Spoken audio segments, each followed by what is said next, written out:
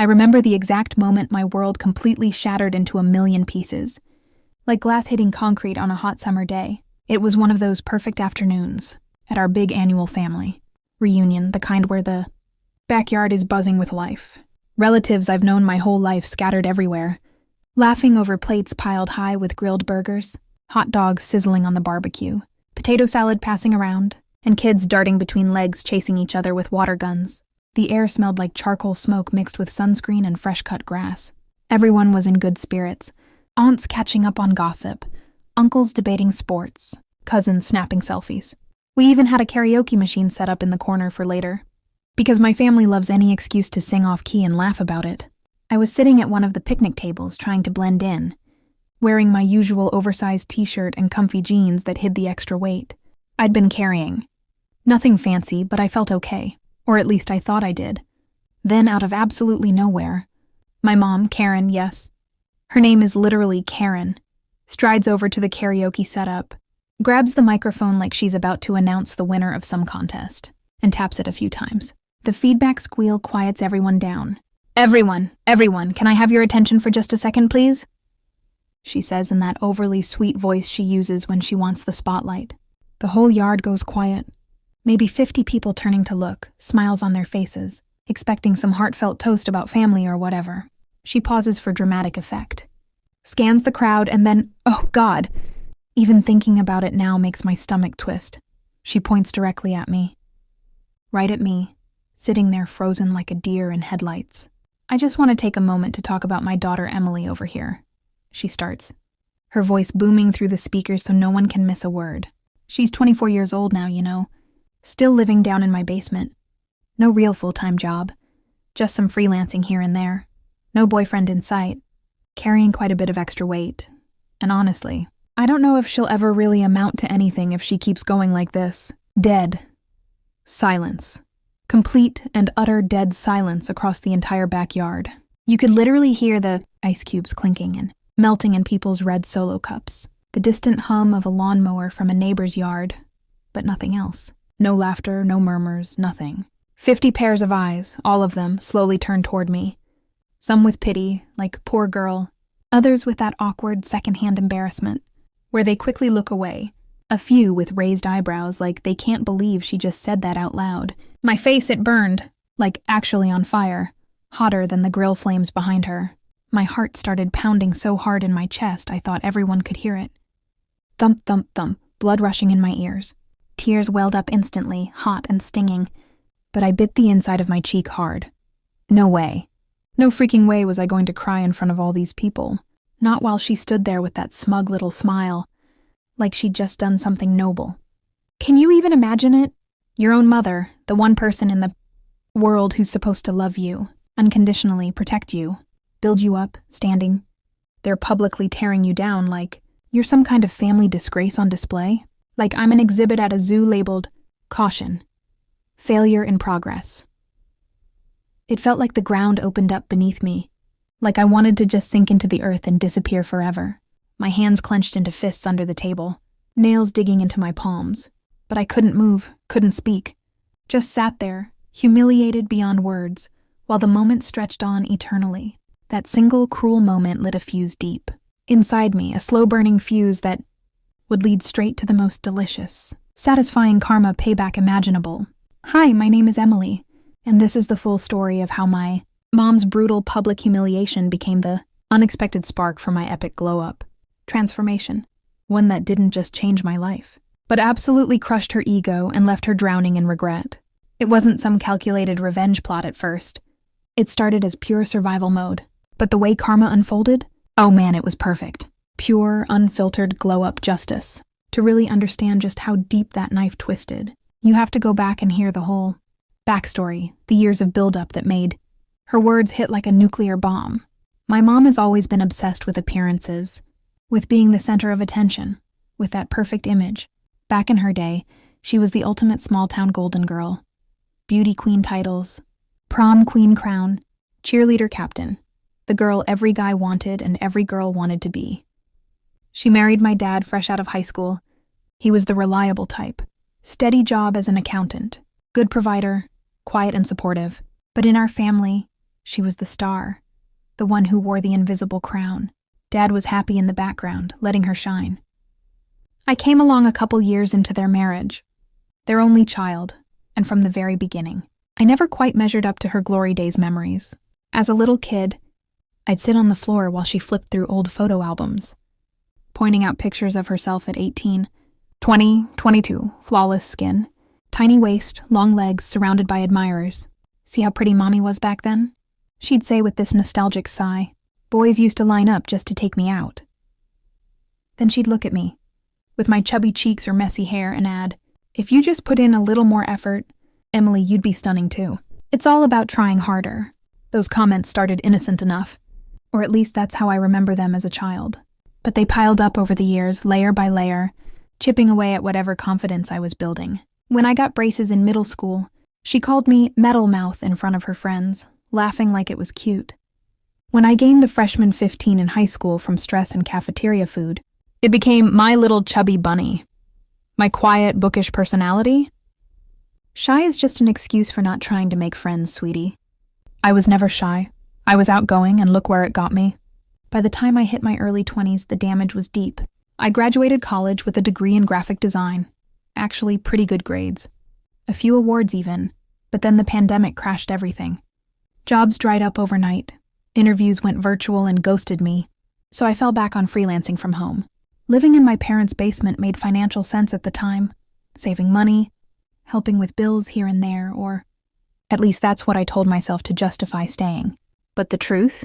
Her constant subtle and not so subtle digs had eroded my self-worth. So much that putting myself out there in the real world felt terrifying. Every application sent felt like setting myself up for rejection. And her voice in my head always whispered, "Why bother? You'll just fail anyway." Dating was a whole other nightmare. Forget it. Anytime I'd mention a guy I liked, even casually, she'd pick him apart or pick me apart. "Oh, honey, he's way out of your league. Look at you." Or boys like confident. Girls who take care of themselves. The weight had crept on steadily over those stuck at home. Years. Stress eating late night. Snacks while scrolling job sites. Comfort food to numb the anxiety, maybe 40 or 50 pounds above where I felt comfortable. I wasn't hating life every single day. There were good moments, friends online, projects I enjoyed, but overall I was in a rut, numb, avoiding full-length mirrors because every glance came with her critical voice echoing in my brain. That particular reunion day, I thought I'd made an effort. Put on a casual sundress that I liked, tied my hair back in a ponytail, even wore a bit of makeup. To me, it was fine, comfortable for a backyard barbecue. But to her, seeing me like that must have triggered something. Like I was a walking reminder of whatever she saw as her own parenting failure or threat to her perfect image. After she dropped that mic bomb, the awkwardness in the air was thicker than the humidity. A couple aunts shot me those sympathetic bless your heart smiles. Uncles quickly changed the subject to football or the weather. Cousins buried their faces in their phones to avoid eye contact. Someone awkwardly started the karaoke back up with a bad rendition of Sweet Caroline. To break the tension, but it fell flat. I sat there for what felt like hours, but was probably only minutes, forcing a weak smile, pretending to check my phone, until I couldn't take it anymore. Mumbled "excuse me" under my breath, stood up on shaky legs, and speed-walked toward my car parked on the street. Hands trembling as I fumbled for keys in my purse, vision blurring from the tears I was fighting back. I drove off without saying goodbye to anyone, just needed to escape. Ended up cruising aimlessly around town for hours, windows down, blasting angry music on the radio to try and drown out the constant replay in my head. Her voice over the speakers, the silence, the stares. Finally pulled over in an empty parking lot and let it all out. Ugly crying, sobs that racked my whole body, chest heaving, snot and tears everywhere. How could she do that? In front of Grandma, who I saw looking absolutely horrified from across the yard. In front of Dad, who just stood there frozen like he didn't know what to say. My own mother, turning me into a public spectacle. When I eventually dragged myself back home that night, the house was dark and quiet. Mom was lounging on the living room couch in her robe, wine glass in hand, scrolling through Facebook like nothing happened. She glanced up casually as I came in. "Oh, you're finally back. Don't be so dramatic about it, Emily. I was just being honest with everyone. You needed a wake-up call, some tough love to motivate you." Stood there in the doorway, mouth hanging open, disbelief turning to fury. A wake-up call? Mom, you humiliated me in front of the entire family. You called me a failure on a microphone. She rolled her eyes, actually rolled them, and took a sip of wine. Oh, please. Tough love, honey. Sometimes people need to hear the truth to change. It'll push you to do better. You'll thank me later. I couldn't even respond coherently. Just turned, stormed downstairs to my basement room, slammed the door so hard the walls shook and collapsed on my bed, crying into the pillow until I passed out from sheer exhaustion. The plan started simple. Get the hell out of that house. It was toxic poison, every corner filled with her judgment. First thing, I threw myself into job hunting like never before. Updated my graphic design portfolio until it shone.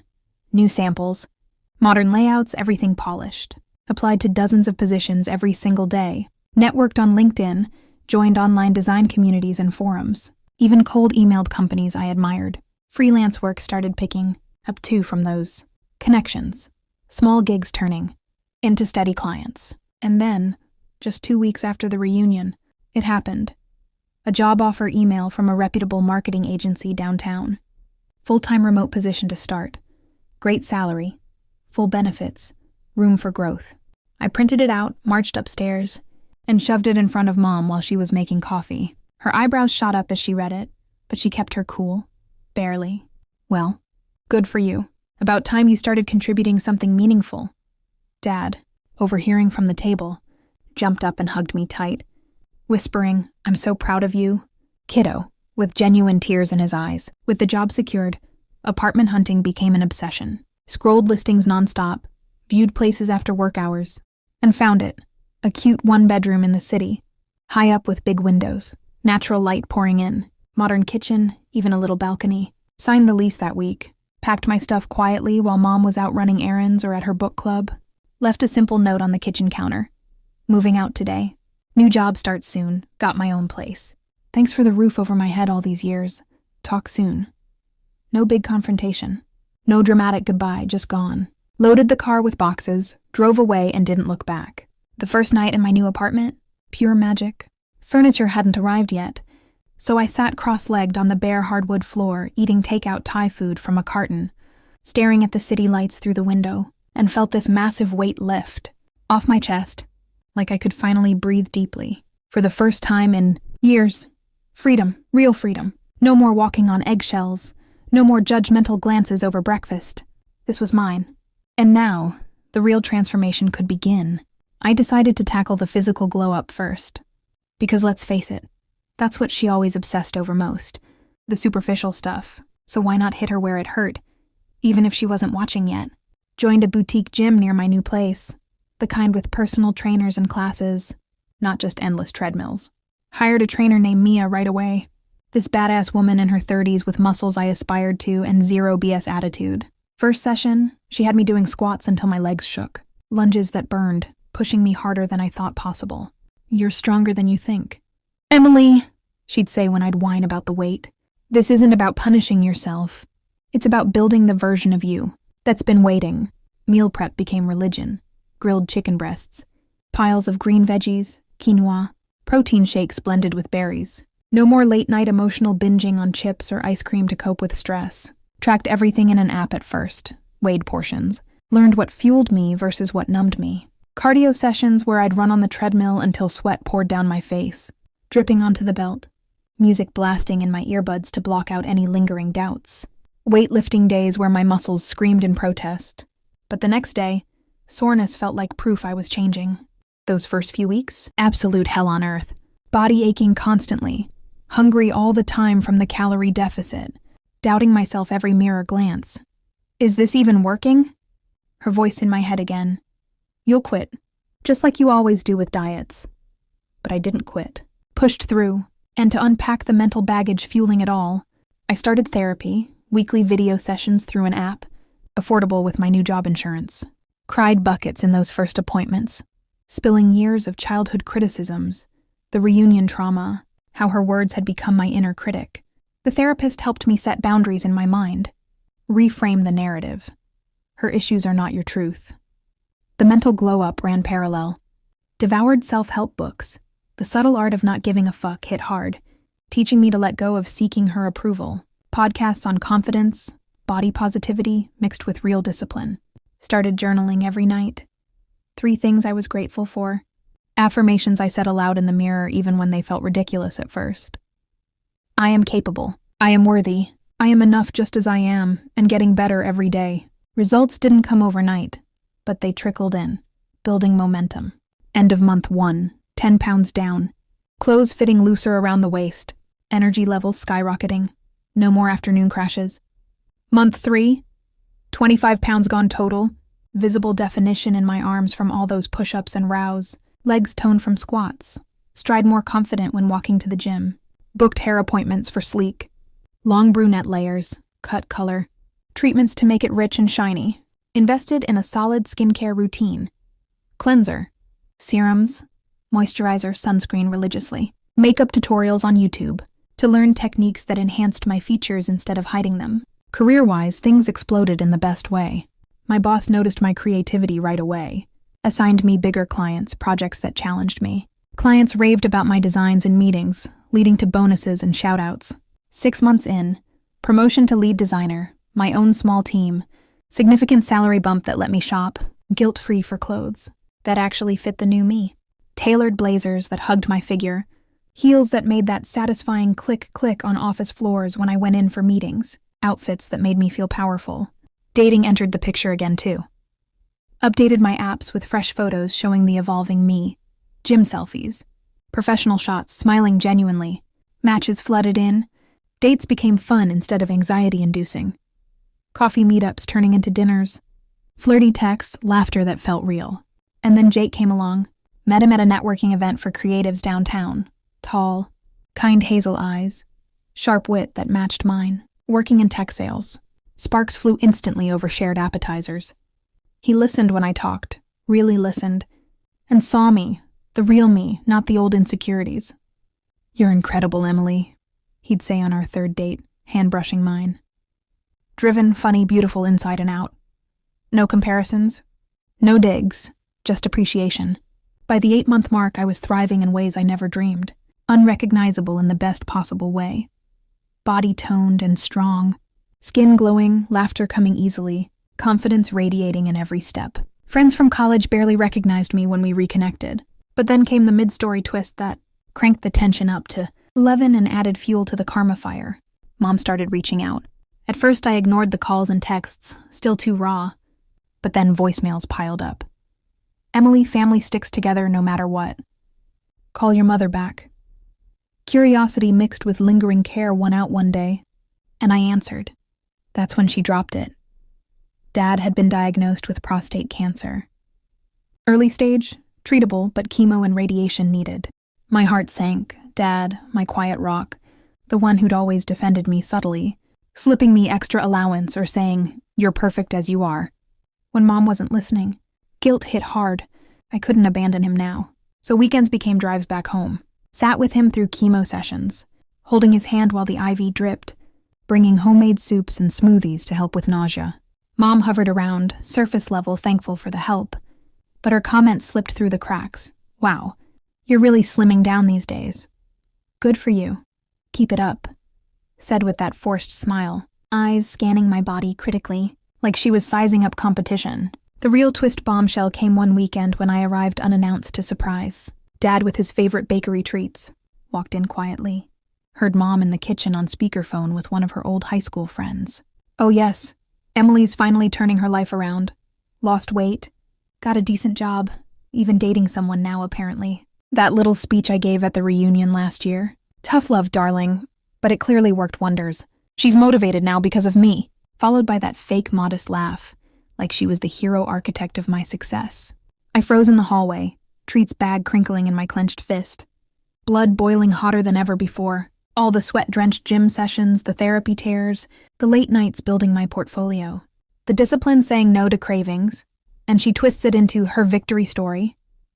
Claims credit for the humiliation that almost broke me, turning my pain into her bragging rights. No, absolutely hell no. That conversation lit the second phase fire. If she wanted to play the I motivated her game, I'd make damn sure my final glow-up was so undeniable, so far beyond anything she could claim, that it shattered her narrative completely. Phase 2 kicked into overdrive. Hired a personal stylist, professional consultations, where we built a wardrobe of power pieces. Fitted blazers, elegant wrap dresses, designer jeans that hugged curves earned through hard work. Invested in little luxuries. Laser hair removal for smooth confidence. Professional teeth whitening that made my smile pop in photos. Even a few sessions with a nutritionist to fine-tune macros for the last stubborn pounds. Advanced training with Mia, HIIT circuits, heavy weights, yoga for flexibility and mental zen. The final 20 pounds melted off steadily, revealing a sculpted body I barely recognized. Defined abs peeking through, strong shoulders, legs that turned heads. Jake and I became official around then, weekends at his place turning into talks about moving in together after a year of dating. He started hinting at rings, future plans, telling me daily how proud he was of the woman I'd become. Life felt full, vibrant mine. And then, almost exactly 1 year after the infamous reunion, the ultimate payoff opportunity arrived. Dad, now in remission and feeling stronger, begged me over the phone to come to this year's gathering. It'll mean a lot to everyone. Things are better now. Jake, overhearing, grinned mischievously. Hell yes, we're going. Time to show them the real you. We arrived fashionably late on purpose, pulled up in Jake's sleek car, me stepping out in a killer black blazer dress that hugged every curve. High heels clicking on the pavement, long brunette hair cascading in loose waves, subtle makeup flawless.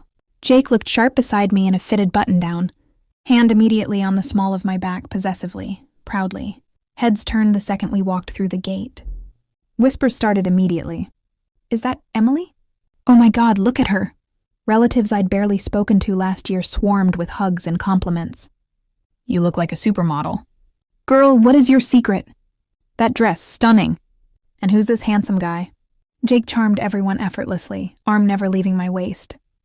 Mom spotted us from across the lawn, mid-conversation with a group of aunts clutching their mimosas. Her wine glass nearly slipped from her fingers.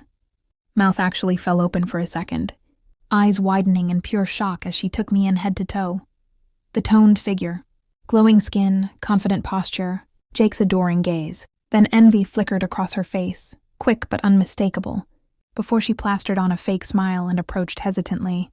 Emily, darling, she said with a stiff hug that barely connected. You look so transformed. Absolutely stunning, really. Her voice strained, eyes darting over my body, then to Jake, then to my hair, then away uncomfortably. She kept fidgeting with her own outdated blouse, touching her hair self-consciously like she suddenly felt frumpy. The entire day, the spotlight stayed glued to me. People wanted details. My promotion story, travel plans Jake and I had booked to Europe, fitness routines they begged for tips on. Jake shared how we met, making me blush with his compliments. Mom tried wedging in a few times. Well, I always knew she had potential if she just applied herself, or that talk I gave her really seemed to light a fire, but each time, relatives exchanged knowing glances, remembering the microphone incident all too clearly, and conversations shifted back to me politely but firmly.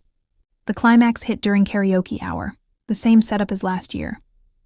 A cousin handed me the mic for fun, and I surprised everyone by belting out a powerful song flawlessly, crowd cheering wildly. Then as the applause died down, I leaned in casually. 1 year ago, almost to the day, someone stood right here at this microphone and publicly declared me a complete failure to everyone here. It devastated me more than words can say, but unintentionally, it did push me to become the woman standing here today, so thanks for the unintended spark. I smiled sweetly. No name dropped, it wasn't needed. Everyone knew. Pin drop silence for a beat, then thunderous applause and cheers erupted. Mom's face went beet red, eyes welling up with humiliated tears. She mumbled something about needing the bathroom and scurried off, hiding near the porta-potties for the rest of the afternoon. Later, as things wound down, she cornered me near the dessert table, voice trembling with false bravado. That little speech of yours was really hurtful. Emily, I was only trying to motivate you back then. I met her gaze steadily. No waver. Motivate me? By publicly shaming me in front of our entire family? No, Mom. I built this life in spite of you constantly trying to tear me down. Not because of it. Own your actions for once. She sputtered excuses, deflected, but ultimately walked away deflated. shoulders slumped. Jake and I left soon after, his arm around me as we walked to the car. "You absolutely owned that," he whispered, kissing my temple. Dad caught us at the gate for one last hug. "So proud of you. Always have been." Looking back now from this place of strength, her cruelty feels like a twisted gift, the brutal shove, off the cliff that forced me to learn how to fly. But she lost big. Any claim to my success, my trust, the close mother-daughter bond she threw away, and worst of all, the ability to brag without everyone knowing the truth. Karma didn't require me lifting a finger. It just showed up. Perfectly timed, in the reflection of my own mirror. "Hugh, did this one give you that satisfying chill?"